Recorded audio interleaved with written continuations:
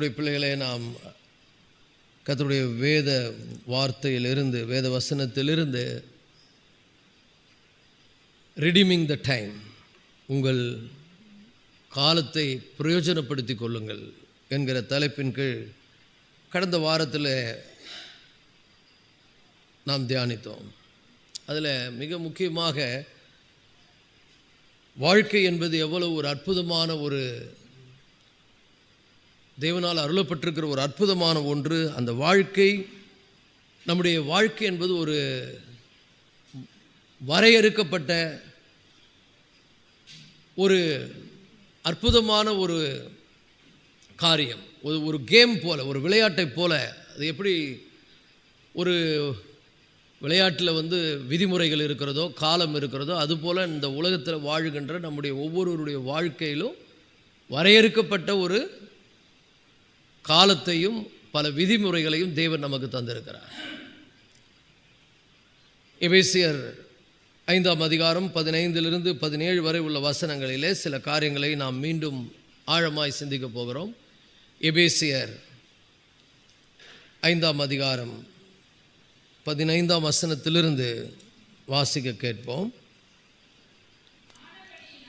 ஆனபடியினாலே நீங்கள் ஞானமற்றவர்களைப் போல் நடவாமல் ஞானமுள்ளவர்களைப் போல கவனமாய் நடந்து கொள்ள பார்த்து, நாட்கள் பொல்லாதவைகளானதால் காலத்தை பிரயோஜனப்படுத்தி கொள்ளுங்கள். அல்லேலூயா. நாட்கள் பொல்லாதவைகள் ஆனதால் காலத்தை பிரயோஜனப்படுத்திக் கொள்ளுங்கள். 17ஆம் வசனம், ஆகையால் நீங்கள் மதியற்றவர்களைப் போல் இராமல் கர்த்தருடைய சித்தம் என்னதென்று உணர்ந்து கொள்ளுங்கள். அல்லேலூயா. கர்த்தருடைய பிள்ளைகளே, ஆனபடியினாலே நீங்கள் ஞானமற்றவர்களைப் போல் நடவாமல் ஞானமுள்ளவர்களைப் போல கவனமாய் நடந்து கொள்ள பார்த்து. நம்முடைய வாழ்க்கை தேவனால் நமக்கு அருளப்பட்டிருக்கிற ஒரு அற்புதமான ஒரு வாய்ப்பு. இந்த வாய்ப்பை நம்ம சரியாக பயன்படுத்துவது நம்முடைய கடமை. நாம் எந்த தருணத்தில் நம்ம ஆண்டவராக இயேசு கிறிஸ்துவினுடைய இரட்சகராக ஆண்டவராக நம்ம ஏற்றுக்கொண்டோமோ அப்பொழுதே நமக்கு ஞானம் என்ன பண்ணப்பட்டிருக்கிறது? அருளப்பட்டிருக்கிறது. இதை நம்ம விளங்கி கொள்ளணும். இப்போ இந்த ஞானத்தை நான் என்ன பண்ணணும்? பயன்படுத்தணும். ஒரு ஞானமுள்ள கிறிஸ்தவனாய் தான் நான் வாழணும் மொழிய எல்லாரும் போல நம்ம என்ன பண்ணக்கூடாது? வாழக்கூடாது. ஏன்னா எனக்கு கொடுக்கப்பட்டிருக்கிற காலம் மிக குறைவு. காலம் மிக குறைவு. அந்த காலத்தை பற்றி நான் போன வாரத்தில் உங்களுக்கு தெளிவாக பேசியிருக்கிறேன். ஆனால் தேவன் நமக்கு வகுத்திருக்கிற விதிமுறைகள், எப்படி வாழ்க்கையை வாழணும்னு ஆண்டவர் சில விதிகளை நம்ம என்ன பண்ணியிருக்காரு? வழங்கி இருக்கிறார். எல்லாரும் மாதிரி நான் வாழக்கூடாது. ஏன்னா எல்லாரும் எப்படி வாழுறாங்கன்னா கரப்டட் மைண்டோடு வாழுறாங்க. அவர்களுடைய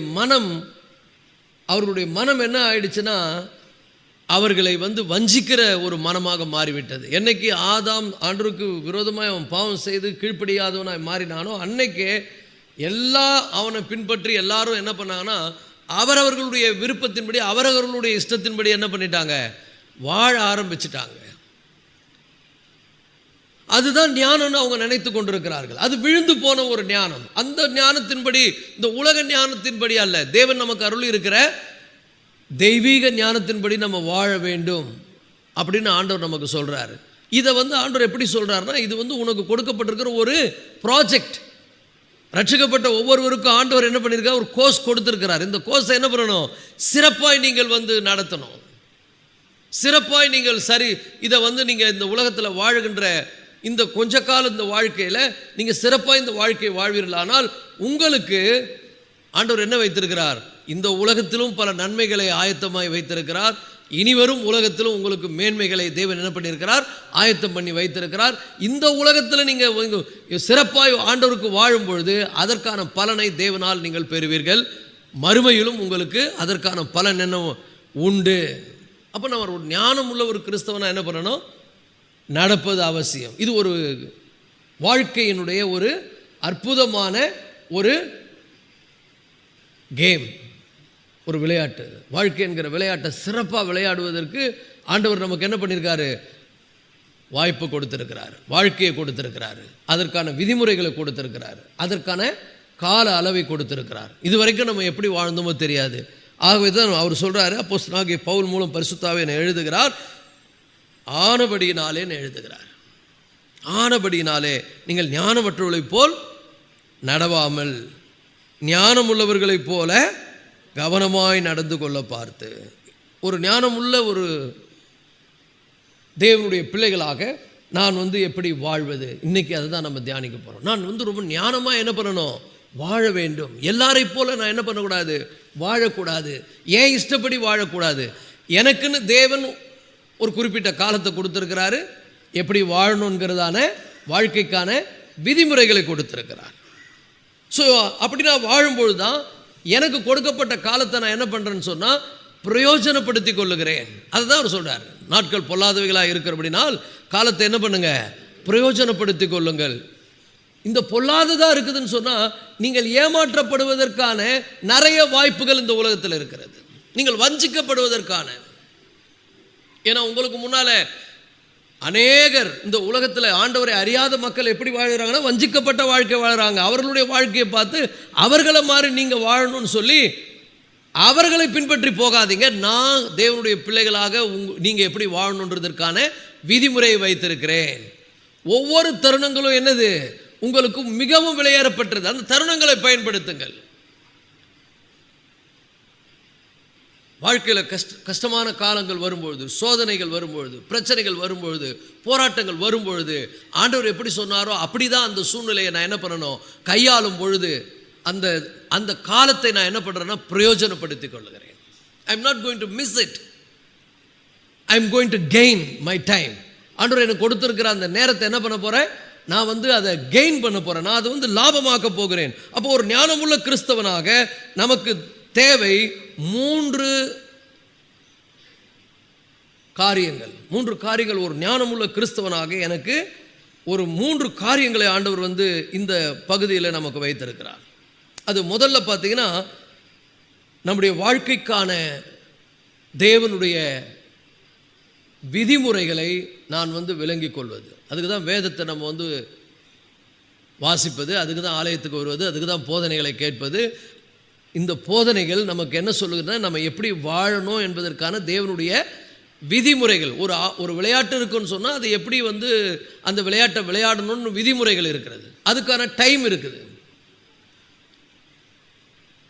அதை எப்படி வேணால் விளையாடக்கூடாது, இப்படி தான் விளையாடணும்னு இருக்குது. அதில் அந்த தருணங்களை நீங்கள் மிஸ் பண்ணுவீங்கன்னு சொன்னால், அந்த தருணத்தை நீங்கள் இழப்பீர்கள் என்று சொன்னால் உங்களுக்கான அந்த வாய்ப்பை நீங்கள் என்ன பண்ணுறீங்கன்னா வீணடித்து விடுகிறீர்கள். அப்போ எனக்கு அந்த காலம் என்று சொல்லும்போது அது வெறும் காலம் அல்ல, அது வாய்ப்பு. கர்த்தர் எனக்கு கொடுத்துருக்கிற வாய்ப்பு. அந்த வாய்ப்பை நான் பயன்படுத்தி சரியாக என்னுடைய வாழ்க்கையினுடைய விளையாட்டை நான் என்ன பண்ணணும், விளையாடி என் ஓட்டத்தை நான் ஓடி. இது ஒரு race, it's like a course, it's like a project. ஒரு ப்ராஜெக்ட் ஒன்று கொடுத்துருக்காங்கன்னா அதை இப்படி தான் முடிக்கணும்னு சொன்னால் அதை அப்படி தான் முடிக்கணும், நம்ம இஷ்டத்துக்கு முடிக்கக்கூடாது. அதுக்குன்னு சில வரைமுறைகள் இருக்கிறது. அந்த வரைமுறைகளை பின்பற்றி நம்ம கோர்ஸ் என்ன பண்ணணும், முடிக்கணும். ஓட்டத்தில் கூட பார்த்தீங்கன்னா எப்படி வேணால் ஓடலான்னு கிடையாது, அது எப்படி ஓடணும்னு இருக்கிறது. இது ஒரு அற்புதமான ஒரு வாய்ப்பு. இந்த உலக வாழ்க்கை என்பது நமக்கு தேவனால் அருளப்பட்டிருக்கிற அற்புதமான வாய்ப்பு. இதை நீங்கள் சாதாரணமாக எடுத்துக்கூடாது. இது தேவன் எனக்கு அருள் இருக்கிற ஒரு மாபெரும் வாய்ப்பு என்பதை முதல்ல நம்ம புரிந்து கொள்ளணும். புரிந்து கொண்டு அந்த விதிமுறையின்படி தேவன் எனக்கு கொடுத்திருக்கிற அதை நான் உணர்ந்து அந்த வாய்ப்பை என்ன பண்ணணும், அதை நான் பயன்படுத்துவதற்கு நான் முதல்ல நான் அர்ப்பணிக்கணும், அதை கவனத்தில் கொள்ளணும். நான் இந்த வாய்ப்பை என்ன பண்ணக்கூடாது, பயன்படு. ஒவ்வொரு காலமும் தேவனால் எனக்கு அருளப்பட்டிருக்கிற ஒரு அற்புதமான தருணம். இதை நான் தவறாக என்ன பண்ணக்கூடாது, வாழக்கூடாது. கர்த்தருக்கு பிரியமாய் வாழ்வது என்ன, அது பல காரியங்களை அவர் சொல்கிறார். ஞானம் உள்ளவர்களை நடந்து கொள்ளுங்கள், அன்பிலே நடந்து கொள்ளுங்கள், தாழ்மையாய் நடந்து கொள்ளுங்கள், வெளிச்சத்தின் பிள்ளைகளாய் நடந்து கொள்ளுங்கள், ஐக்கியத்தில் நடந்து கொள்ளுங்கள். எப்படி நடக்கணும், எப்படி நடக்கக்கூடாது 4ஆம் அதிகாரத்திலே சொல்லிடுறார். 5ஆம் அதிகாரத்துக்கு வரும்போது இந்த காரியத்தை சொல்கிறார். நீங்கள் எப்படி நடக்கணும், நீங்கள் ஒரு உணர்வுள்ளவர்களாய் தேவனுடைய ஞானத்தை புரிந்து கொண்டு வாழ்க்கையின் தருணங்களை என்ன பண்ணுங்க, பயன்படுத்துங்கள். அல்லேலூயா. அப்போ எந்தெந்த ஒரு வாய்ப்பு கிடைக்கிறதோ, மன்னிக்க வேண்டிய நேரத்தில் ஒரு சூழ்நிலை உங்களை கசப்பை கொண்டு உங்கள் இருதயத்தில் கசப்பை வைக்கணும்னு பிசாசு முயற்சிக்கும் போது அதில் ரொம்ப கவனமாக இருங்க. நான் என் இருதயத்துக்குள்ளே கசப்பை வைக்கவே கூடாது. இந்த இடத்துல நான் ரொம்ப கவனமாக என்னுடைய வாழ்க்கையினுடைய இந்த தருணத்தை நான் சரியாக பயன்படுத்தணும். அப்போ கசப்பு, ஒரு குடும்பத்தில் ஒரு கசப்பு வரும் என்று சொன்னால், ஒரு கணவன் மனைவிக்குள்ளேயோ அல்லது குடும்பத்தில் உறவுகளுக்குள்ளேயோ கசப்பான ஒரு சூழ்நிலையை பிசாசு உருவாக்குவான் என்று சொன்னால், அப்படிப்பட்ட கசப்பான ஒரு காரியத்தை நான் இருதயத்தில் என்ன பண்ணக்கூடாது, வைக்கவே கூடாது. கோபத்தை என்னுடைய இருதயத்தில் என்ன பண்ணக்கூடாது, நான் வைக்கவே கூடாது. இந்த உலக மனிதர்களைப் போல நான் என்ன பண்ணக்கூடாது, நடக்கக்கூடாது. அதற்கு தான் எனக்கு என்ன வேணும், தேவனுடைய கிருபை வேண்டும். ஸோ இதை புரிந்து கொள்ளணும். இதை புரிந்து கொண்டு கர்த்தருடைய நோக்கங்களை பற்றிய அந்த உணர்வு நமக்கு ரொம்ப அவசியம். கர்த்தர் என்னை எந்த ஒரு நோக்கத்துக்காக வைத்திருக்கிறார், நல்லா புரிஞ்சுங்க. ஞானம் என்பது எனக்கு எவ்வளோ தெரியும் என்பதல்ல, நான் எப்படி வாழுகிறேன் என்பதில் இருக்குது. கிரேக்கர்கள் ஞானம் என்ன சொன்னாங்கன்னா, உனக்கு எவ்வளோ தெரியும், எவ்வளோ உன்னுடைய மைண்டில் ஸ்டோரேஜ் பண்ணி வச்சிருக்கிற, அதுதான் ஞானம்னு நினைச்சாங்க. இன்றைக்கும் உலகம் அப்படி தான் நினைக்குது. ஆனால் நம்ம எப்படி எவ்வளோ தெரியுன்றது இல்லை, நம்ம எப்படி வாழுறோம் என்பது தான் முக்கியம். அதனால தான் அது நடக்கை என்று சொல்லப்பட்டிருக்கு. நீங்கள் ஞானமுள்ளவர்கள், நீங்கள் ஞானமற்றவர்களைப் போல் நடவாமல் ஞானமுள்ளவர்களைப் போல கவனமாய் நடந்து கொள்ள பார்த்தா. அப்போ ஒவ்வொரு வாய்ப்பையும் சகிக்க வேண்டிய இடத்துல சகித்து கொள்ளணும், பொறுமையாக இருக்க வேண்டிய நேரத்தில். ஆனால் பாருங்கள், நம்ம என்ன பண்ணணும், மற்ற நம்ம உலகம் கற்றுக் கொடுத்த அந்த சென்ஸை யூஸ் பண்ணுவோம். கர்த்தர் சொல்லி கொடுத்த அந்த சென்ஸை யூஸ் பண்ணவே மாட்டோம். ஆண்டவர் நமக்கு சொல்லி கொடுத்ததெல்லாம் நமக்கு இது எதுவும் அநேக நேரங்களில் நம்ம மைண்டு தப்பாக அந்த கேமை விளையாடுது பாருங்கள்.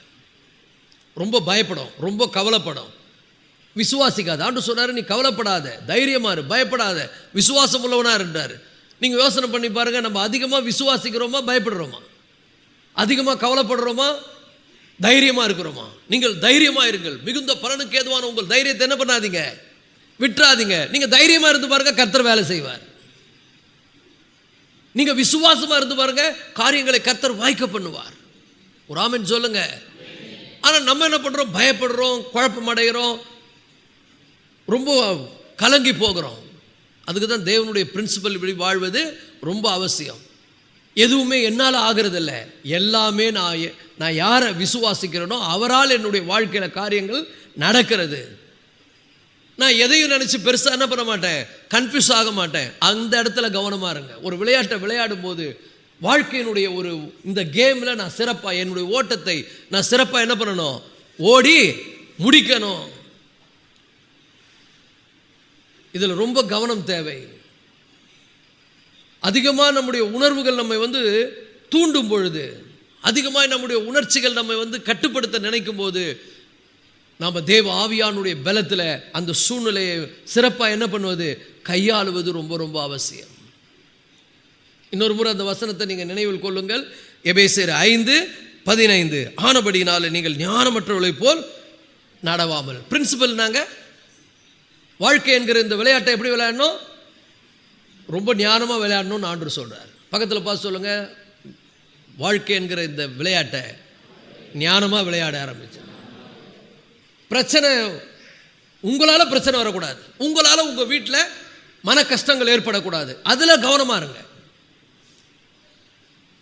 நீங்கள் தப்பாக விளையாடிட்டீங்கன்னா அதனால் தேவனால் உங்களுக்கு எந்த நன்மையும் கிடையாது. தேவன் உங்களுடைய குடும்பத்தை ஆசீர்வதிக்கிறோமா, சாந்த குணம் உள்ளவர்களாயிருங்கள், பொறுமையாயிருங்கள், மன்னிக்கிறவர்களாயிருங்கள், விட்டு கொடுக்கிறவர்களாயிருங்கள்.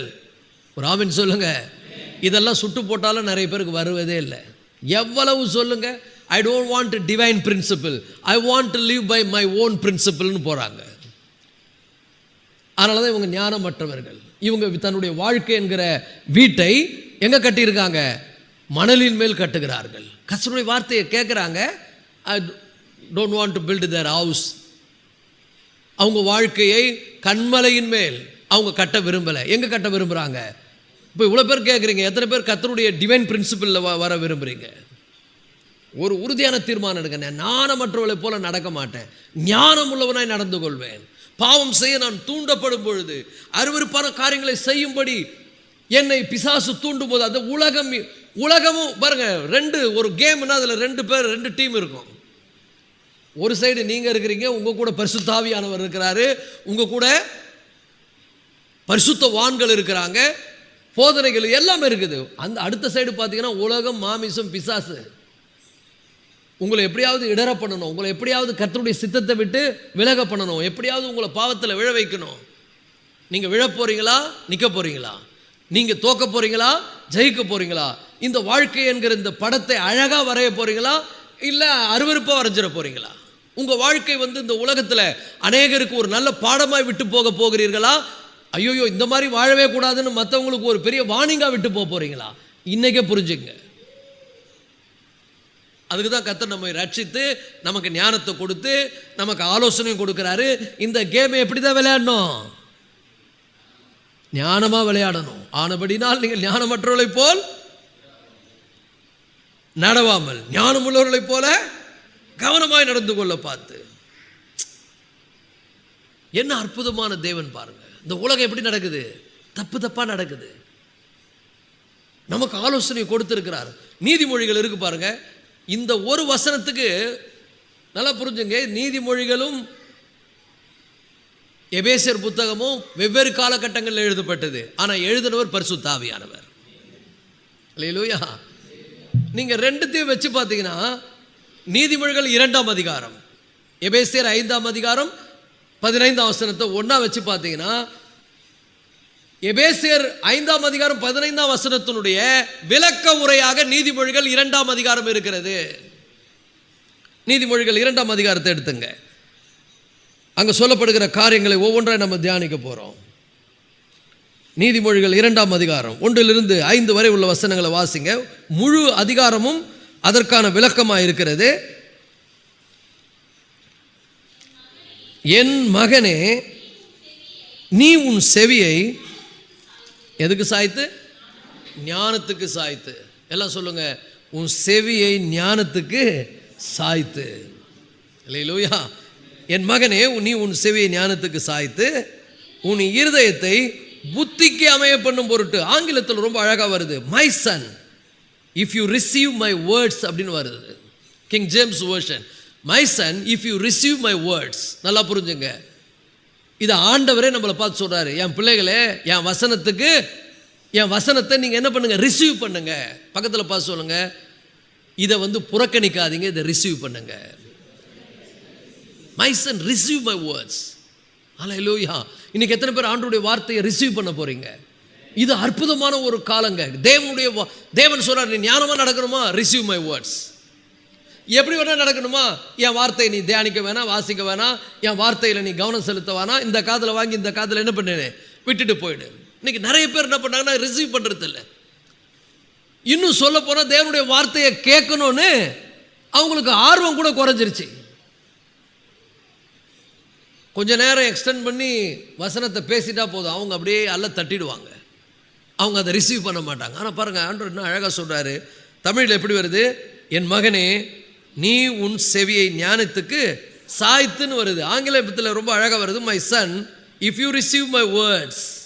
நீ என்னுடைய வார்த்தையை ஏற்றுக்கொள்வாயானால், பெற்றுக்கொள்வாயானால். ஒரு ஆமென் சொல்லுங்க. நல்லா புரிஞ்சு கொள்ளுங்கள், இன்னைக்கு கேட்குற சத்தியத்தின்படி தான் நான் வாழ்வேன். இது தேவனுடைய வார்த்தை. இது தேவனுடைய வார்த்தைக்கு நான் ஐ ரிசீவ் இட், நான் பெற்றுக்கொள்ளுகிறேன். சொல்லுங்க, நான் அதை பெற்றுக்கொள்ளுகிறேன். நீங்கள் தேவனுடைய வார்த்தையை பெற்றீங்கன்னா, அதன்படி வாழணும்னு முடிவு பண்ணிட்டீங்கன்னா நீங்கள் ஞானமாக நடப்பீங்க. இது தேவனுடைய ஞானம். தேவனுடைய பிரின்சிபல் படி போயிட்டேன்னா உங்கள் வாழ்க்கை சிறப்பாக இருக்கும். உங்கள் குடும்பத்தில் பிரச்சனையே வராது. பிரச்சனை வந்தாலும் அதை தீர்க்கிறதுக்கான மருந்தாக இந்த வார்த்தை என்ன பண்ணும்? இருக்கும். You have a solution for your life's problem. உன் வாழ்க்கையில் வரக்கூடிய எல்லா பிரச்சனைகளுக்கும் பரிகாரம் தேவனுடைய வார்த்தையில் இருக்கிறது. ஒரு ஆமென் சொல்லுங்க.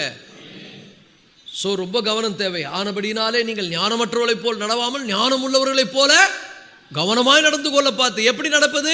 ஆண்டவர் சொல்றார், ரொம்ப அழகாக சொல்லிட்டார், receive my word, that's it. என் வார்த்தையை பெற்றுக்கொள். என் வார்த்தையை உன் மைண்டில் வச்சு சிந்தி. துன்மார்க்கருடைய ஆலோசனை நடக்காத, பாவிகளுடைய வழியில் நிற்காத, பரியாசக்காரர் உட்காரும் இடத்தில் உட்காராத, இரவும் பகலும் என்னுடைய வசனத்தின் மேல் தியானமாய் இருப்பவன் பாக்கியவான். அவன் நீர்க்கால்கள் ஓரமாய் நடப்பட்டு தன் காலத்தில் தன் கனியை தந்து இலையுதிராதிருக்கிற மரத்தை போல் இருப்பான். அவன் செய்வதெல்லாம் வாய்க்கும். கரங்களை தட்டி கர்த்தரை பயப்படுதோம். ஆண்டவர் சொன்னா கண்டிப்பா செய்வார். இது கர்த்தருடைய வார்த்தை. நீ செய்யறதெல்லாம் வாய்க்கணுமா? ஒரு பீஸ்ஃபுல்லான லைஃப் வேணுமா? ஒரு மகிழ்ச்சிகரமான வாழ்க்கை வேண்டுமா? எல்லாவற்றிலும் ஒரு பெரிய வெற்றியை நீங்க பெற வேண்டுமா? Receive is word. இந்த காலை வேளை நான் உங்களுக்கு சொல்லுகிறேன், அவருடைய வார்த்தை உங்கள் இருதயத்தில் என்ன பண்ணுங்க, வைத்து வையுங்கள். ஹல்லேலூயா. உம்முடைய வார்த்தை எனக்கு கிடைத்த உடனே அதை வாங்கி எனக்குள் புசித்தேன் என்று எரேமியா சொல்லுகிறார். அதை நான் அங்கீகரிக்கிறேன், அதை டைஜஸ்ட் பண்றேன். ஏன்னா இது ஜீவ அப்பம், என்னை வாழ வைக்கின்ற உம்முடைய ஜீவ அப்பம். இது வானத்தினுடைய மன்னா. இதில் வல்லமை இருக்குது. என் வாழ்க்கையை சிறப்பாக வாழ்வதற்கான ஆலோசனைகள் நிரம்ப இருக்குது. ஆனால் இன்னைக்கு நிறைய பேர் கர்த்தருடைய வார்த்தைக்கெல்லாம் செவியை சாய்க்கிற மாதிரி இல்லை. கதை சொன்னால் சாய்ப்பாங்க, ஜோக் சொன்னால் சிரிப்பாங்க. அப்படி வெளியே போனோன்னா வாழ்க்கையே ஜோக்காக மாறிடும். இன்னைக்கு நான் சொல்கிறேன், கர்த்தருடைய பிள்ளைகளை, தேவனுடைய வார்த்தை இது. Receive it and keep it your heart. உங்கள் இருதயத்துக்குள்ள அது என்ன பண்ணுங்க, பத்திரப்படுத்துங்க. இதெல்லாம் வருது இதில் லிஸ்ட்டில். 5 வசனத்தில் அநேக காரியங்களை சொல்கிறார். My son, if you receive my words and treasure my commands within you. என்ன சொல்கிறாரு? அதை பொக்கிஷத்தை போல உன் இருதயத்தில் வச்சுக்கொன்றார். பக்கத்தில் பார்த்து சொல்லுங்கள், நீ கேட்குறது தேவனுடைய வார்த்தை, இது கோல்டை விட விலை உயர்ந்தது, இதை பத்திரப்படுத்த இருதயத்தில். ஹல்லேலூயா. கண்ட குப்பையெல்லாம் இருதயத்தில் வைத்திருக்கிறீங்க. நான் அவர் பண்ணதை மறக்கவே இல்லையே, அவர் சொன்னதை மறக்கவே இல்லையே.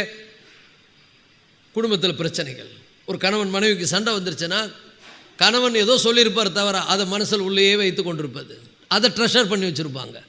இல்லை மனைவி எதனா சொல்லியிருப்பாங்க, அதை கணவன் வைத்திருப்பார். குடும்பத்தில் ஃபேமிலியில் யாராவது ஏதோ சொல்லியிருப்பாங்க, அதை ட்ரெஷர் பண்ணி வச்சுருப்பாங்க. அதெல்லாம் வச்சிடாதீங்க, இதை வைங்க. கர்த்தருடைய வார்த்தையை ட்ரெஷர் பண்ணுங்க. அப்படின்னா அர்த்தம் பொக்கிஷத்தை போல. தமிழில் எப்படி வருது பாருங்க, என் வார்த்தைகளை ஏற்றுக்கொண்டு உன் இருதயத்தை புத்திக்கு அமைய பண்ணும் பொருட்டுன்னு வருது. அமைய பண்ணும் பொருட்டுனா you treasure my commands within you and treasure my commands. என் வார்த்தைகளை என்ன பண்ணு, ஒரு பொக்கிஷத்தை போல உன்னுடைய இருதயத்தில் என்ன பண்ணு, அமைய பண்ணும் என்றால் அது வைத்து வைன்னு அர்த்தம். தமிழில் அமைய பண்ணும் பொருட்டு அதை ட்ரெஷர் பண்ணி வை. நீங்கள் ஞானமற்றவர்களைப் போல் நடவாமல் ஞானம் உள்ளவர்களைப் போல கவனமாய் நடந்து கொள்ள பார்த்து நாட்கள் பொல்லாதவைகளாக இருக்கிறபடினால். ஏன்னா உங்களை பிசாசு வஞ்சிக்கிற ஒரு காலமாக இது இருக்கிறது. எப்படி வேணா வாழலான்னு பிசாசு உங்களுக்கு போய் சொல்லிடுவான். என்ன வேணா பண்ணலான்னு உங்களை வஞ்சித்து விடுவான். உங்களை சுற்றிலும் இருக்கிற ஜனங்கள் தப்பாக வாழ்ந்து கொண்டிருக்கிறார்கள். காலத்தை பிரயோஜனப்படுத்துங்கள். இந்த வாய்ப்புகள் இனி வராது. ஒவ்வொரு தருணங்களும் தேவனால் உங்களுக்கு அருளப்படுகிற அற்புதமான வாய்ப்பு. இன்னைக்கு ஒரு சூழ்நிலை வருதுன்னா, இந்த சூழ்நிலையில தேவனுடைய வார்த்தை எடுத்து என்ன பண்ணுங்க, அதன்படி வாழ அமைய பண்ணும் பொருட்டு. அல்லேலூயா. ஒரு கணவன் மனைவிக்குள்ள பிரச்சனை, எப்படி பிஹேவ் பண்ணணும், ஆண்டவர் எப்படி சொல்றாரு அப்படி பிஹேவ் பண்ணணும்.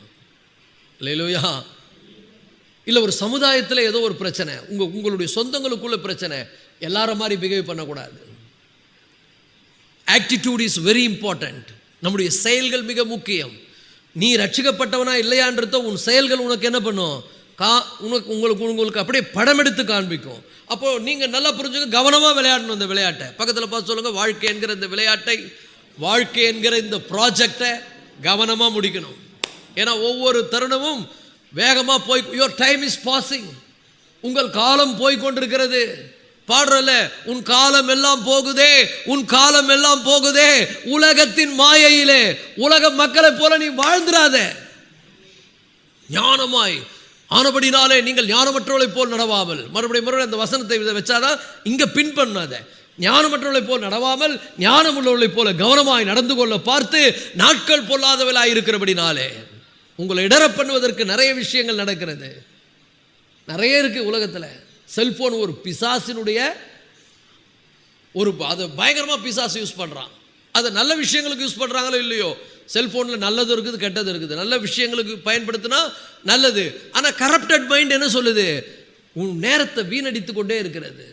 ஒரு குடும்பத்தில் பிரச்சனை வந்துட்டால் பிரச்சனை எக்ஸ்டெண்ட் பண்ணக்கூடாது, உடனே மன்னிக்கணும், உடனே ஒப்புரவாகணும், உடனே சமாதானம் ஆகிடணும். You are saving your time. கொடுக்க வேண்டிய நேரத்தில் மனசு இருக்கும்போது கொடுத்துருங்க. இல்லைன்னா உங்களுக்கு கொடுக்கக்கூடிய சூழ்நிலை வராது. விட்டு கொடுக்கிற நேரத்தில் விட்டு கொடுத்து விடுங்கள். அல்லேலூயா. சமாதானத்தை காத்துக்கொள்ளுங்கள். நிறைய சொல்றாரு. 4ஆம் அதிகாரம் 5ஆம் அதிகாரத்தினுடைய இந்த வசனத்துக்கு முன்னால் உள்ள வசனங்கள் வரைக்கும் பார்த்தீங்கன்னா அருமையான காரியங்களை சொல்றாரு. இப்போ இங்கே நம்ம நீதிமொழிகளில் பாருங்க, பரிசுத்தாவியானவர் பழைய ஏற்பாட்டு காலத்தில் இது ரொம்ப எவ்வளோ அழகாக தெளிவாக எழுதியிருக்கார் பாருங்க. எப்படி ஆண்டவரை ஞானமாக நடக்கிறது, ஆனபடினால நீங்கள் ஞானமற்றவர்களை போல் நடவாமல் ஞானம் உள்ளவர்களை போல கவனமாக நடந்து கொள்ளப்பாங்கன்னு எப்படி நடக்கணும் ஆண்டவர் சொல்றாரு. என் வார்த்தைக்கு உன்னுடைய செவி என்ன பண்ணு, சாய்த்து ரிசீவ் பண்ணு. Receive my words and treasure it my words. என்னுடைய வார்த்தையை உன் இருதயத்தில் என்ன பண்ணு, புதையலை போல வச்சுக்க. ஒரு தருணம் வரும்போது நான் கர்த்தருடைய வார்த்தையை டிஸ்பிளே பண்ணுவேன்னு சொல்லு. அன்பு கூறும்போது அன்பு கூறுங்கள். கோபம் வரத்தான் செய்யும், கோபம் வராமல் இருக்காது. ஏதோ ஒரு சூழ்நிலை உங்களுக்கு கோபம் வந்து விடுகிறது.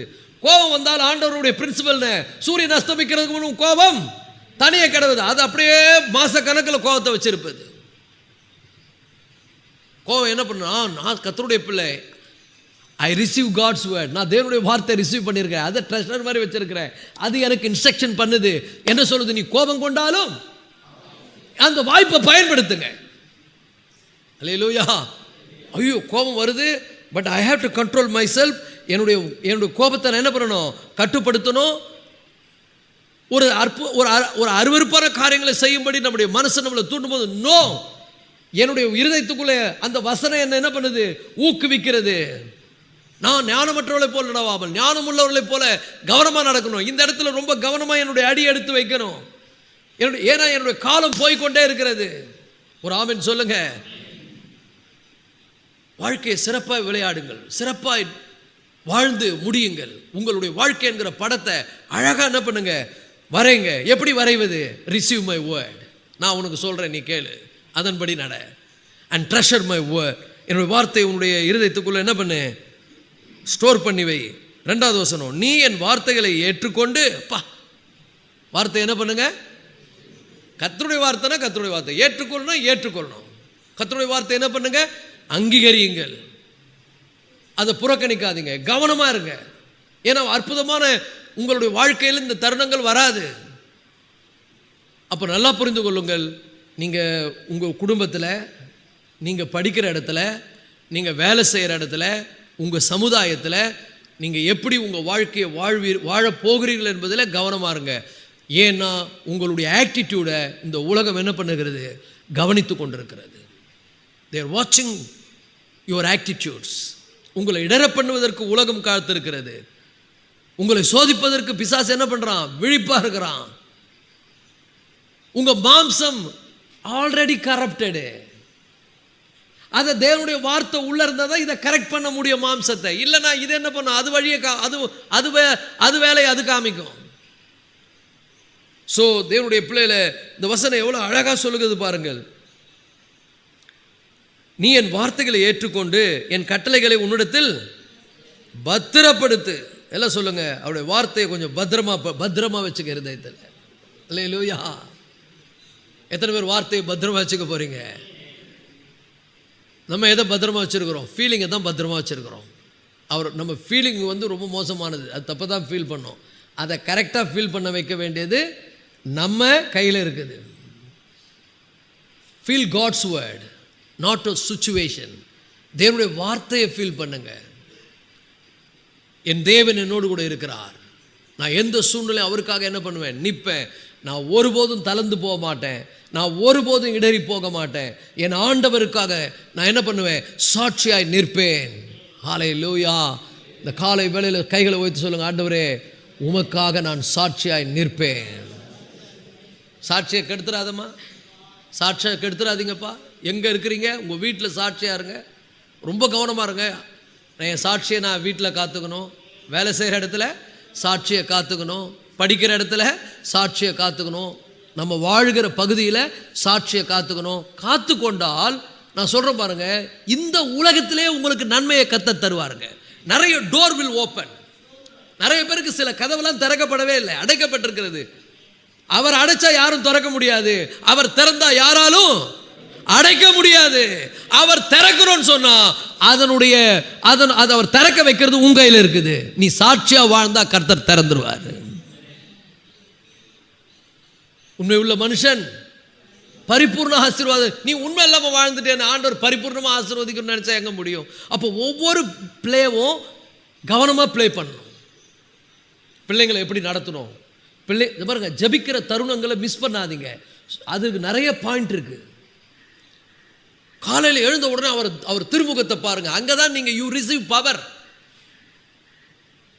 அதிகாலையில் என்னை தேடுகிறவன், நிறைய பேர் அதிகாலையில் ஆண்டவரை தேடுறது இல்லை, செல்போனை தேடிட்டு இருக்கிறோம். யாராவது செய்தி அனுப்புகிறாங்களா தேடுறோம். ஆவியானவர் என்ன சொல்லுகிறார்? காது உள்ளவன் கேட்க கடவன். காலையில் எழுந்து ஜெபிக்கிற தருணங்களை பயன்படுத்துங்கள். உங்க ஆவிக்குரிய ஜீவியத்தை பலப்படுத்துங்கள். வேதத்தை வாசிக்கிறதுல உங்கள் கவனத்தை அதில் செலுத்துங்கள். வேதத்தை வாசிக்கிறதுக்கு நேரத்தை நான் வீணடிக்க மாட்டேன். ஆலயத்துக்கு வரக்கூடிய நேரத்தை வீணடிக்க மாட்டேன். சில பேர் ஆலயத்துக்கு எப்போ வரும்? லேட்டாக வரும். You are missing your choice. உங்களுக்கு கிடைக்கிற அந்த வாய்ப்பை நீங்க என்ன பண்றீங்க? தருணங்களை தவற விடுகிறீர்கள். இந்த காலை வேளை சொல்லுகிறேன் கர்த்தருடைய பிள்ளைகளே, ஆண்டவர் நம்ம கொடுத்திருக்கிற இந்த காலங்களை அற்புதமாக பயன்படுத்த ஜெபம், வேத வாசிப்பு, ஆண்டவரை ஷேர் பண்ண வேண்டிய நேரத்தில் எங்கெல்லாம் ஷேர் பண்ணுவாங்க ஷேர் பண்ணணும்.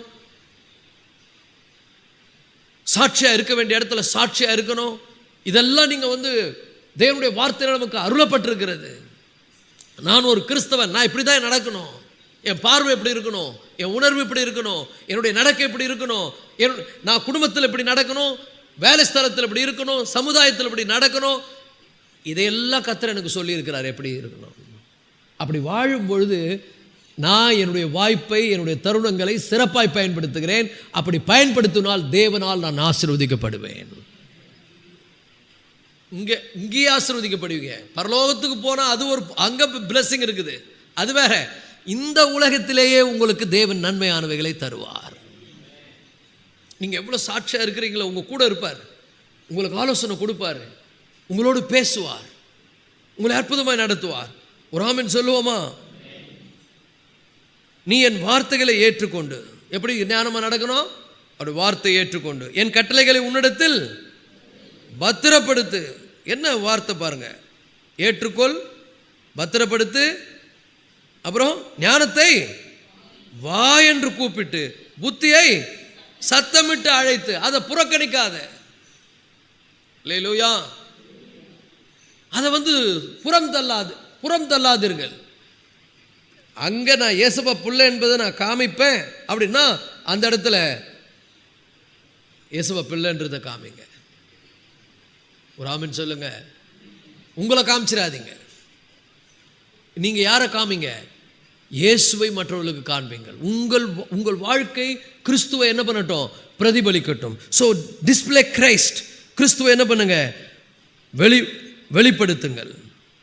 அதை வெள்ளியை போல நாடி, அதை என்ன பண்ணுங்க? வெள்ளியை போல நாடி புதையல்களை தேடுகிறது போல தேடுவாயாகில், அப்பொழுது கர்த்தருக்கு பயப்படுதல் இன்னதென்று நீ உணர்ந்து தேவனை அறியும் அறிவை கண்டடைவாய். ஏன் கர்த்தருக்கு பயப்படுதலை அப்பொழுது நீ கர்த்தருக்கு பயப்படுதல் இன்னதென்று உணர்ந்து தேவனை அறியும் அறிவை கண்டடைவாய். இப்போ கர்த்தருக்கு பயப்படுதல் என்னது? ஞானத்தின் ஆரம்பம். என் ஆண்டவர் இதை செய்யக்கூடாதுன்னு இருக்காரு, என் ஆண்டவருக்கு இது பிடிக்காது, என் ஆண்டவர் இப்படி சொல்லியிருக்கிறாரு. ஸோ அவருடைய வார்த்தையின்படி என்னுடைய வாழ்க்கையை நான் என்ன பண்ணுவது? நடத்துவது என்னதுன்னு ஞானத்தினுடைய ஆரம்பம். இந்த உலகம் எப்படி வாழுது அதை நான் ஏற்கனவே உங்களுக்கு சொல்லியிருக்கிறேன். ரோமர் புத்தகத்தில் அவர்கள் தேவனை அறிந்தும் தேவன் என்று மையப்படுத்தாமலும் ஸ்தோத்தரியாமலும் இருந்து தங்கள் சிந்தனைகளினாலே வீணரானார்கள். உணர்வில்லாதவர்களுடைய இருதயம் இருளடைந்தது. அவர்கள் தங்களை ஞானிகள் என்று சொல்லியும் பைத்தியக்காரராகி அப்புறம் என்ன ஆயிடுச்சு? வாழ்க்கையே எல்லாமே நாசமாக போச்சு. பைத்தியக்காரராகி அப்படி என்ன பண்ணிட்டாங்க? தப்பாக பண்ண ஆரம்பிச்சிட்டாங்க. அதனால் அவங்கள ஆண்டவர் என்ன பண்ணிட்டாரா? இழிவான காரியங்களை செய்யும்படி இழிவான இச்சை ரோகங்களுக்கு தேவன் ஒப்பு கொடுத்து விட்டார். அதுதான் அவன் ஞானம் நினைச்சுனுங்கிறான். இந்த உலகம் பண்றதெல்லாம் பாருங்க, அவங்கள மாதிரி நம்மளும் பண்ண சொல்லும், கோவப்படுன்னு சொல்லும், மாம்சத்தின்படி நடக்க சொல்லும். ஆனா ஆண்டு சொல்ற மாம்சத்தின்படி நடக்காத. மாம்சத்தின்படி நடந்தால் நீங்கள் அழிவீர்கள், ஆவியின்படி நடந்தால் நீங்கள் பிழைப்பீர்கள். மாம்ச சிந்தை மரணம், ஆவியின் சிந்தையோ ஜீவனும் சமாதானமாம். அப்ப ஆவியின்படி நடப்பதுன்னா என்ன அர்த்தம்? ரொம்ப சிம்பிளுங்க, கர்த்தருடைய வார்த்தையின்படி நடப்பது. ஒரு ஆமீன் சொல்லுங்க. இப்போ கர்த்தருடைய வார்த்தையின்படி நடக்கணும்னா என் இருதயத்தில் ஃபுல்லாக தேவனுடைய வார்த்தை என்ன பண்ணியிருக்கணும்? ஸ்டோராக இருக்கணும். I must store it. என்னுடைய இருதயம் தேவனுடைய வார்த்தையினால் என்ன பண்ணியிருக்கணும்? நிறைந்திருக்கணும். ஒரு ஆமீன் சொல்லுவோமா? ஹல்லேலூயா. அப்போ நல்லா புரிந்து கொள்ளுங்கள், தேவனுடைய வார்த்தையின்படி வாழ்வது மிக முக்கியம். தேவன் இப்படி சொல்லியிருக்கிறார், அவர் சொல்லபடி தான் என்ன பண்ணுவேன்? வாழுவேன். கொலோசியர் 2:3 அதிகாரம் 3 வசனம். கொலோசியர் அவருக்குள் 2 அதிகாரம் 3 வசனம். அவருக்குள் ஞானம் அறிவு என்பவைகளாகிய பொக்கிஷங்களை எல்லாம் அடங்கி இருக்கிறது. அவருக்குள் ஞானம் அறிவு என்பவைகளாகிய பொக்கிஷங்கள் எல்லாம் அடங்கி இருக்கிறது.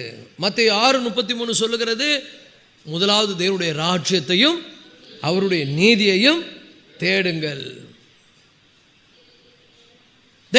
எனக்குள்ள தேவனுடைய ராஜ்யம் நடக்கணும். அவருக்கு முன்பாக நான் நேர்மையாய் வாழணும். அவர் சொன்னபடி நான் வாழணும். அவருடைய நீதியின்படி வாழ்வது, இதை தான் தேடணும். நான் எப்படி எனக்குள்ள தேவனுடைய ராஜ்யம், ஆண்டவரே உம்முடைய ராஜ்யம் எனக்குள்ள வரணும், உங்க பிள்ளையா நான் வாழணும். எல்லாம் சொல்லுங்க, உம்முடைய ராஜ்யம் எனக்குள்ள வரணும், உங்க பிள்ளையா வாழணும். அப்படி வாழ்ந்தா நான் I am saving my time. என்னுடைய காலங்களை நான் என்ன பண்றேன்? ஆதாயப்படுத்திக் கொள்ளுகிறேன். அல்லேலூயா. ஏன் இஷ்டப்படி வாழ்வதல்ல, அவருடைய சித்தப்படி வாழ்வது. ஏன் விருப்பம் அல்ல, அவருடைய சித்தம். நம்ம விருப்பம் நிறைய சொல்லும், இப்படி வாழு, அப்படி செய்ய, இதை பண்ணு, நீ விட்டு கொடுக்காத, மன்னிக்காத, பெருமையா நட, உன் வாயில வந்ததெல்லாம் பேசு, எல்லாம் சொல்லும். ஏன்னா எபேசியர் 4 அதிகாரத்தை எடுத்தீங்கன்னா அதில் சொல்றாரு, நீங்க இப்படி தான் இருக்கணும் அப்படின்னு சொல்லும்போது சொல்லுகிறார், ஒரு பெரிய லிஸ்டே கொடுக்கிறார்.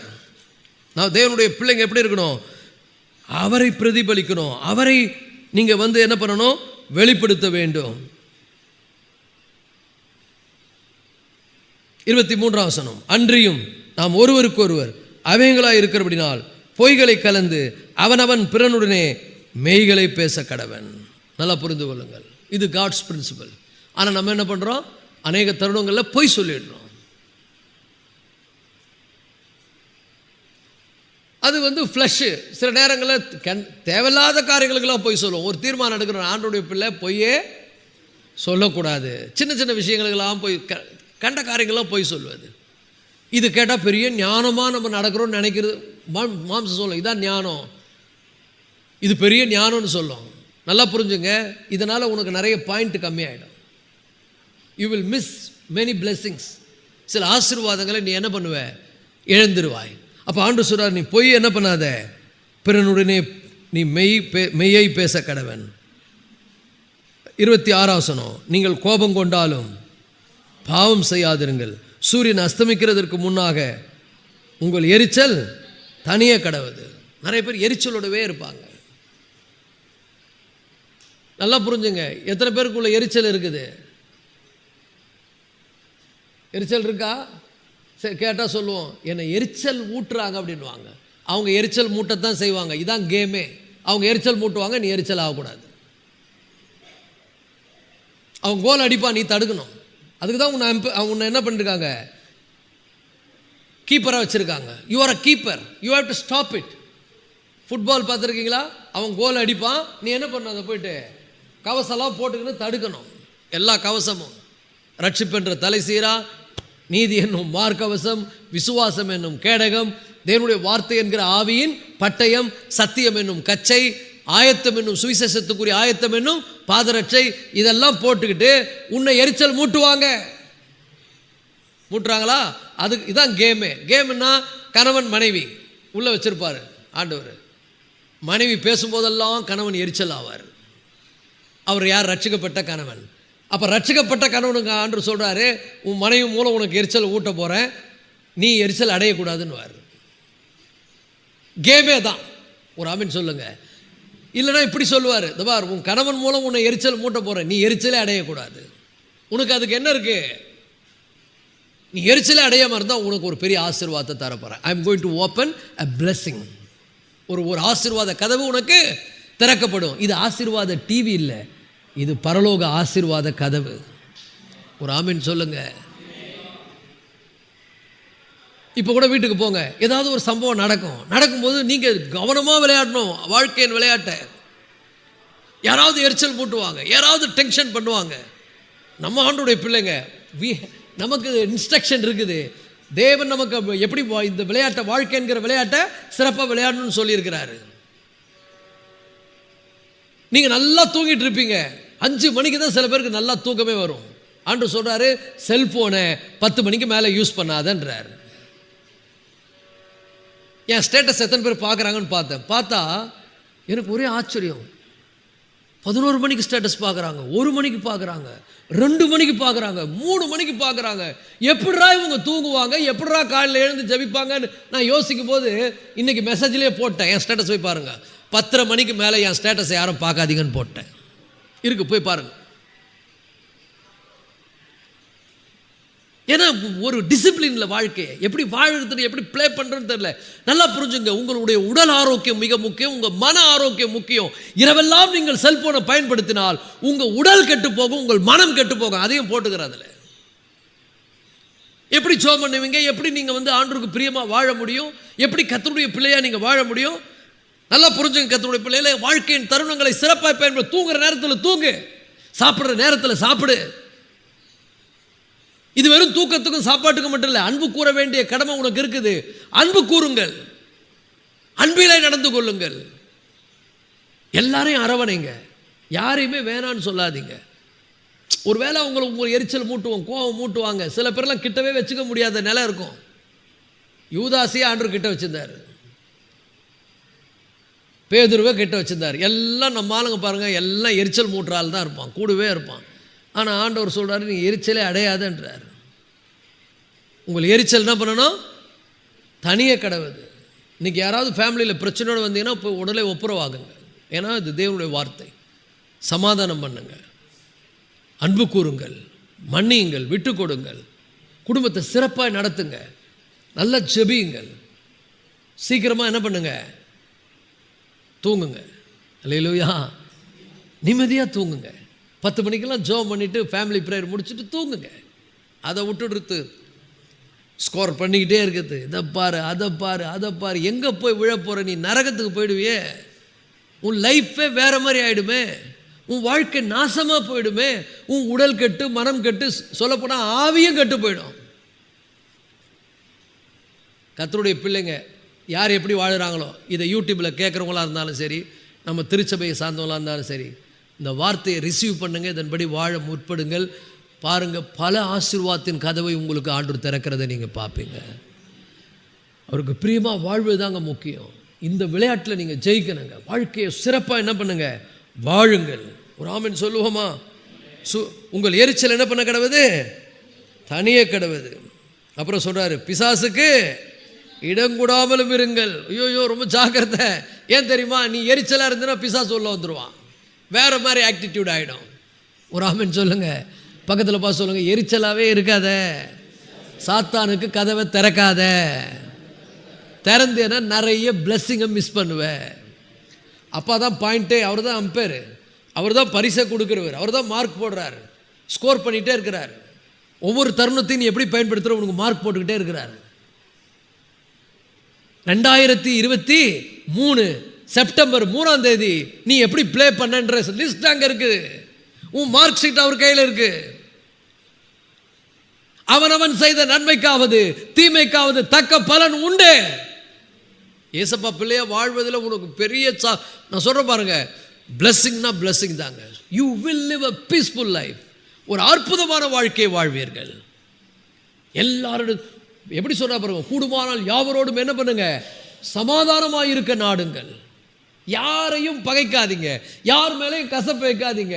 இது கர்த்தருடைய வார்த்தை. உலகம் என்ன சொல்லிக் கொடுக்குது? விட்டுறாத, அதை கிட்டவே சேர்த்துக்காத, அதை புறமே தள்ளு. வெறுப்போடும் கோபத்தோடும் கசப்போடும் உங்கள் இருதயத்தை கடினப்படுத்தி வாழுங்கள்னு சொல்லுது. ஆண்டவர் சொல்றார், உன் இருதயம் விசாலமாக இருக்கட்டும்ன்றார். அல்லேலூயா. கொஞ்சம் கஷ்டமான ஒரு விளையாட்டு தான் இது, ஆனால் நிறைய பாயிண்ட் உண்டு உனக்கு. இது ஒரு இடுக்கமான வாசல் தான், ஆனால் நிறைய பிளெஸிங் இருக்குது. ஒவ்வொரு ஏரியாவிலையும் நீ போகும்போது உனக்கு பெரிய ஆசீர்வாதங்களை கத்த தருவார். விசாலமான பாதையில் இல்லைங்க, கடினமான ஒரு பாதை. நல்லா புரிஞ்சுங்க, இந்த கேமே அதுதான். இது எப்படிப்பட்ட பாதை? குறுகின பாதை, கடினமான பாதை. இதில் நீ போயிட்டு அந்த சைடு வரணும், இதை தாண்டி வரணும். ஸோ இந்த வாழ்க்கை என்கிற விளையாட்டை என்ன பண்ணுங்கள், சிறப்பாக விளையாடுங்கள். பிசாசுக்கு இடம் கொடுக்காதீங்க. நீங்கள் நல்லா புரிந்து கொள்ளுங்கள், ஒரு காரியத்தை உங்கள் மனசில் வச்சு நீங்கள் சிந்திக்க சிந்திக்க சிந்திக்க தப்பான எண்ணம் பிசாசுக்கு கதவை திறக்கும். தப்பை யோசிக்காதீங்க, வசனத்தை சிந்திங்க. இரவும் பகலும் கர்த்தருடைய வேதத்தில் தியானம் மாறினா எப்போ பாரு கவலையே பட்டுன்னு உட்காந்துருக்குது. ஐயோ இப்படி ஆயிடுச்சே, என்ன பண்ணுவேன் நான், ஏது பண்ண. நீ ஒன்றும் பண்ண தேவையில்லப்பா, நீ அமைதியாரு. காரியங்களை கர்த்தர் மாறுதலாய் முடிய பண்ணுவார். போட்டு தலையை சொரிஞ்சுக்கிட்டே இருக்கிறது, கவலைப்பட்டுக்கிட்டே இருக்கிறது, பயப்படுறது, எல்லாத்துக்கும் பயம். ஆண்டவர் சொல்றாரு, கவலைப்படாத, பயப்படாத, விசுவாசம் உள்ளவனாயிரு, நான் இருக்கிறேன், நான் தான் காரியங்களை மாற்றுகிறவர், என் மேல நீ உன் கண்களை பதிய வையினா. சூழ்நிலைகள் மேல கண்களை பதிய வைத்தால் சூழ்நிலைகள் மாறுமா? மாறவே மாற, இருக்க ஒஸ்டா போயிட்டே இருக்கும். கண்களை யார் மேல வைங்க? கர்த்தர் மேல் பதிய வையுங்கள். அவருக்கு பிரியமா வாழ்வதில் கவனம் கொள்ளுங்கள். அவர் சொல்ற ஒவ்வொரு வார்த்தையும் ரொம்ப ரொம்ப முக்கியம். நீங்கள் தப்பாக சிந்திச்சிங்கன்னா you are opening door for Satan. பிசாசுக்கு கதவை திறக்கிறீங்க. பக்கத்தில் பார்த்து சொல்லுங்க, தப்பாக சிந்திக்காதீங்க. கிறிஸ்து இயேசுவில் இந்த சிந்தையே உங்களில் இருக்க கடவுது. தாழ்மையாக நடந்துங்க, தாழ்மையாக நடங்க, இணக்கமாய் வாழுங்கள். குடும்பத்தில் ஒருத்தர் என்ன பண்ணுங்க, கனப்படுத்தி பழகுங்கள். அல்லேலூயா. வாழ்க்கையின் அற்புதமான இந்த நேரத்தை என்ன பண்ணுங்க, பிரயோஜனப்படுத்திக் கொள்ளுங்கள். ஏன்? காலம் பொல்லாததாக இருக்குது. பாருங்க, பயங்கரமான ஒரு ஒரு ஒரு சுச்சுவேஷனில் நம்ம இருக்கிறோம். எங்கே பார்த்தாலும் பாவம் பெருகி இருக்குது, எங்கே பார்த்தாலும் இருள் சூழ்ந்து இருக்குது. ஆண்டவர் சொல்றாரு, இந்த ரொம்ப கவனம் தேவை. நீ இடறுவதற்கு நிறைய வாய்ப்புகள் இந்த உலகத்தில் இருக்குது. அதான் சொல்றாரு, நாட்கள் பொல்லாததாக இருக்குது. ரொம்ப சாட்சியை காத்துக்கோ. என் மேல இருக்கிற அன்பை என்ன பண்ணாத, விட்டுறாத. என்னை விட்டுட்டு தனியா போவாத, என் கூட இருன்றாரு. நம்ம என்ன பண்றோம், அவரை மறுதலிக்கிறோம், அவரை விட்டு விடுகிறோம், அவரை மறந்து போகிறோம். அப்படி போகக்கூடாது. இந்த உலகத்தில் எனக்கு எல்லாமே ஆண்டவர் தான். அவர் இல்லாம என்னால் என்ன பண்ண முடியாது, ஒன்றும் செய்ய முடியாது. நான் அவரை நேசிப்பேன், அவருக்காக வாழ்வேன், அவருடைய சித்தம் தான் என்னுடைய நோக்கம். என முடிவில் சொன்னார், கர்த்தருடைய சித்தம் என்னதென்று உணர்ந்து கொள்ளுங்கள். சொல்லுவோமா, கர்த்தருடைய சித்தம் தான் நம்முடைய நோக்கம். இதுல ரொம்ப கவனம் தேவை. உலகம் முழுதும் பொல்லாததா இருக்குது, நாசமா போச்சு. யார் சபையில கூட சில பேர் சாட்சியா இல்ல, பயமா இருக்குது, நம்ம இடறி போயிடுவோம். ஏன்னா ஒரு ஆளை பார்க்குறாங்க, ஒரு ஆள் சாட்சியா வாழ்ந்தா போதுங்க, எல்லாரையும் நம்ம அப்படியே ஆண்டுக்குள்ள கொண்டு வரலாங்க. கஷ்டப்பட்டு யாரையாவது ரட்சிப்புக்குள்ள கொண்டு வந்து நடத்திட்டு வந்தா கூட இருக்கிறவங்க அவங்கள இடற பண்ணி அவங்கள விழுந்து போக பண்றாங்க. எவ்வளவு பெரிய காரியம் பாருங்க. நீங்க இருக்கிற இடத்துல தயவு செய்து நீங்க எப்படி இருங்க, வெளிச்சத்தின் பிள்ளைகளாய் நடந்து கொள்ளுங்கள். நான் இருக்கிற இடத்துல என் வீட்டில் நான் சாட்சியா இருப்பேன். நான் தப்பா போயிட்டேன்னா என் பிள்ளைங்க தப்பா போயிடுவாங்க. நான் தப்பா போயிட்டேன்னா என் குடும்பத்தை நான் தப்பா நடத்துற மாதிரி. ஐ ஆம் எ கேப்டன், ஐ ஆம் எ கிறிஸ்டியன். நான் ஒரு கிறிஸ்தவன், நான் தேவனுடைய பிள்ளை, நான் இருக்கிற இடத்துல சாட்சியா இருக்கணும். இதுல ரொம்ப கவனம் தேவை. எபேசு மக்களுக்கு இதை எழுதும்போது அந்த சபை எப்படி இருந்திருக்கும் பாருங்க. அப்படி இருந்த சபை. ஆனால் வெளிப்படுத்தல எபேசு சபையின் தூதனுக்கு நீ சொல்ல வேண்டியது என்னவென்றால், உன்னுடைய ஆதியிலிருந்து அன்பை விட்டனு உன் மேலே எனக்கு குறை உண்டுன்றார். ஏன்னா நல்லா இருந்த சபை இடறி போச்சு. ஏன்னா ரொம்ப மோசமான ஒரு சூழ்நிலையில், கெட்டுப்போன ஒரு காலத்தில் இந்த எபேசு சபை சர்வே பண்ண முடியலை. காலம் கெட்டு போயிருந்த காலத்தில் ஆண்டவர் மேலே இருந்த அன்பை விட்டுடுச்சு. அன்பை எதோ ஆண்டவருடைய அன்பை எதோ திருடிடுச்சு. இன்னைக்கும் நம்ம அப்படி ஒரு சூழ்நிலையில் தான் இருக்கிறோம். இந்த செல்போன், இந்த மீடியா, இந்த உலகம் நம்மளை வழிநடத்துகிற விதங்கள் பார்த்தீங்கன்னா ரொம்ப பொல்லாததா இருக்கிறது. நாட்கள் பொல்லாததா இருக்கிறது. என்ன நடந்து தெரியுமா? எபேசு சபையில் இந்த கடிதத்தை கடைசியாக எழுதுறாருல, யோவான் மூலம் எழுதுறாரு. பவுல் மூலம் நிறைய ஆலோசனை கொடுத்தாரு. ஆனால் எபேசு மக்கள் என்ன பண்ணாங்கன்னா அந்த ஈவில் டேஸில் விழுந்து போனாங்க. சபையே இல்லாமல் போச்சு.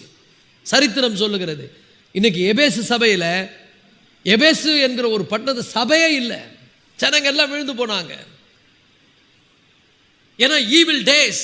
இன்னைக்கு நாமளும் அப்படி ஒரு நேரத்தில் தான் இருக்கிறோம். நம்மளை சுற்றிலும் தவறுகள் நடந்து கொண்டிருக்கிறது, நம்மளை சுற்றிலும் பாவம் பெருகி கொண்டிருக்கிறது. நாம தேவனுடைய பிள்ளைகள் ரொம்ப கவனமாக இருப்பது அவசியம்.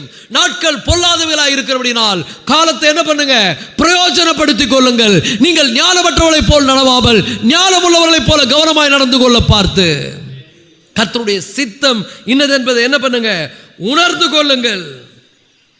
அல்லேலூயா. இன்னைக்கு நல்லா புரிஞ்சு கொள்ளுங்கள், தேவன் என்ன வச்சிருக்கிறார். இன்னைக்கு ஜீவனை கொடுத்திருக்கிறார். நேற்று வாழ்ந்த எத்தனை பேர் இன்னைக்கு இல்லை. இன்னைக்கு ஆண்டவர் எனக்கு தருணத்தை கொடுத்திருக்கிறார். சிறப்பாக வாழ்ந்துடணும், அவருக்கு பிரியமாக வாழ்ந்துடணும். அல்லேலூயா. யார் என்னை இடற பண்ணாலும் நான் இடற மாட்டேன். யார் என்னை எரிச்சல் மூட்டினாலும் நான் எரிச்சல் அடைய மாட்டேன். நான் கர்த்தருடைய சித்தம் என்னதென்று உணர்ந்து கொண்டவன். ஒரு ஆமென் சொல்லுங்க. நான் ஆண்டவருக்கு பிரியமாக நடக்கிறதுல கவனம் செலுத்துவேன். அவரை நான் தரிசிப்பேன். அவரோடு இருப்பது தான் என்னுடைய வாழ்க்கை. இன்னைக்கு கர்த்தருடைய பிள்ளைகளை உறுதியான தீர்மானத்தோடு அவரை நேசிக்கிற அந்த தருணங்களை விட்டு விடாதீங்க. ஆதியில் அந்த அன்பு குறைஞ்சி போக விட்டுறாதீங்க. எபேசு மக்களை மாதிரி நீங்கள் விழுந்து போயிடாதீங்க. ஏன்னா விழுந்து போகிறதுக்கு நிறைய வாய்ப்பு இன்னைக்கு நம்மளை சூழ்ந்து இருக்கிறது. கொஞ்சம் இடம் கொடுத்தீங்கன்னா நீங்கள் உங்கள் எல்லாத்தையும் இழந்துருவீங்க. ஸோ கவனமாய் நடப்பது ரொம்ப அவசியம். நீங்கள் மற்றவர்களைப் போல் நடவாமல் ஞானமுள்ளவர்களைப் போல கவனமாய் நடந்து கொள்ள பார்த்து நாட்கள் பொல்லாதவர்களாக இருக்கிறபடினால் காலத்தை பிரயோஜனப்படுத்திக் கொள்ளுங்கள். எல்லாரும் எழுந்திருப்போமா, கர்த்தரை நோக்கி பார்க்க போகிறோம். இன்னைக்கு ஜெபம் பண்ண போகிற ஆண்டவரே, நாட்கள் பொல்லாதவைகளாக இருக்கிறபடினாலே காலத்தை நான் பிரயோஜனப்படுத்திக் கொள்வதற்கு எனக்கு உதவி செய்யுங்கப்பா. ஹல்லேலூயா, ஹல்லேலூயா. நாங்கள் ஒரு பொல்லாத காலத்தில் வாழ்ந்து கொண்டிருக்கிறோம். பல சூழ்நிலைகளில் இடறி விழுந்து விடக்கூடிய சூழ்நிலைகளில் நாங்கள் இருக்கிறோம். அப்படிப்பட்ட ஒரு நெருக்கடியான நிலையில் இருக்கிறோம் ஆண்டவரே. அப்படிப்பட்ட காலங்களில் வாழ்ந்து கொண்டிருக்கிற எங்களுக்கு உங்கள் வார்த்தை எப்படிப்பட்ட ஒரு ஆலோசனை கொடுக்கிறதோ அப்படிப்பட்ட ஆலோசனைப்படி நாங்கள் நடந்து கொள்ள எங்களுக்கு உதவி செய்யுங்க ஆண்டவரே. உங்கள் அன்பை விட்டு எங்களை பிரிக்கிற எதுவுமே எங்களுக்கு வேணாம் ஆண்டவரே. உங்கள் அன்பை விட்டு பிரிக்கிற எதுவுமே எங்களுக்கு வேணாம் ஆண்டவரே. ஹல்லேலூயா, ஹல்லேலூயா. உங்கள் அன்பில் நாங்கள் நிறைந்து வாழ உதவி செய்யுங்கப்பா ஆண்டவரே. இன்னும் அதிகமாக உண்மை நேசிக்கிற இருதயத்தை எங்களுக்கு தாங்க ஆண்டவரே. உங்கள் சித்தமே எங்களுடைய நோக்கமாக இருக்கட்டும் ஆண்டவரே. உம்முடைய சித்தத்தின்படி வாழ்வதற்கு எங்களை அர்ப்பணிக்கிறோம் ஆண்டவரே. ஹல்லேலூயா. நாங்கள் ஆண்டவரே எங்களுக்கு நீர் கொடுத்திருக்கிற குடும்பத்தில் நாங்கள் சாட்சியாய் வாழ, நாங்கள் ஆண்டவரே அப்பா நாங்கள் வேலை செய்கிற இடத்துல படிக்கிற இடத்துல சாட்சியாய் வாழ, எங்களுடைய சமுதாயத்தில் நாங்கள் சாட்சியாய் வாழ, எங்களுடைய சபையில் நாங்கள் சாட்சியாய் வாழ, எங்கள் ஆண்டவரே உங்கள் மேலே இருக்கக்கூடிய அந்த ஆதி அன்பை நாங்கள் காத்துக்கொள்ள எங்களுக்கு உதவி செய்யும் ஆண்டவரே. ஹல்லேலூயா, ஹல்லேலூயா. உம்முடைய வார்த்தையை எங்கள் இருதயத்தில் நாங்கள் ஆண்டவரே பெற்று அதை ஆண்டவரே புதையலை போல எங்கள் இருதயத்தில் நாங்கள் பத்திரப்படுத்தி அதன்படி வாழ நாங்கள் எங்களை அர்ப்பணிக்கிறோம் ஆண்டவரே. எங்களை அர்ப்பணிக்கிறோம் ஆண்டவரே. இந்த காலை வேளையில் ஆண்டவரே நாங்கள் ஞானமற்றவர்களைப் போல நடவாமல் ஞானமுள்ளவர்களைப் போல கவனமாய் நடந்து கொள்ள பார்த்து நாட்கள் பொல்லாதவர்களாக இருக்கிறபடினால் காலத்தை பிரயோஜனப்படுத்தி கொள்ள. ஹல்லேலூயா.